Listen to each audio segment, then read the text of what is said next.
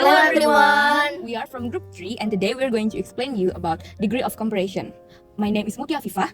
My name is Ramadhani. My name is Retanovalia Putri. And my name is Nadia Istiqomah. And this is the explanation of degree of comparison. Degree of comparison is a way to show the intensity or extent of a quality in different degrees.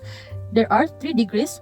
Positive used to describe one thing, comparative or used to compare two things, and superlative used to compare more than two things, indicating the highest degree of equality. First is positive degree. The positive degree indicates the absence of comparison. This degree only convey the quality of a subject or noun. Even if used in comparison, the positive degree can only be used in equal comparison using the verbs as. The example is, the sun is hot today. The flowers are beautiful in the garden. The car is as fast as the sports car.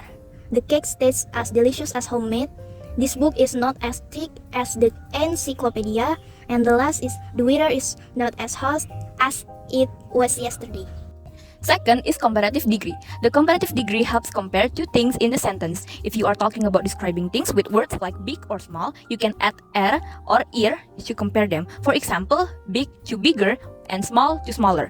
If it's not that easy, you can use more or less. For describing how action happens, just add more or less before describing the words. The example is, number 1, compared to chocolate ice cream, vanilla ice cream is cheaper. Second, Luca looks happier than Fox.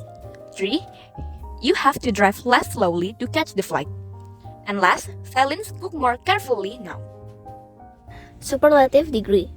The comparison using the superlative degree in a sentence is used to compare 3 things or more within the context of that sentence.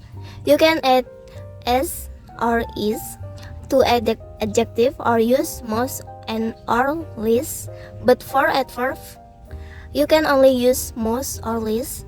Remember to use the word the before the superlative degree. In Indonesian, the superlative degree means paling, indicating the highest degree of comparison.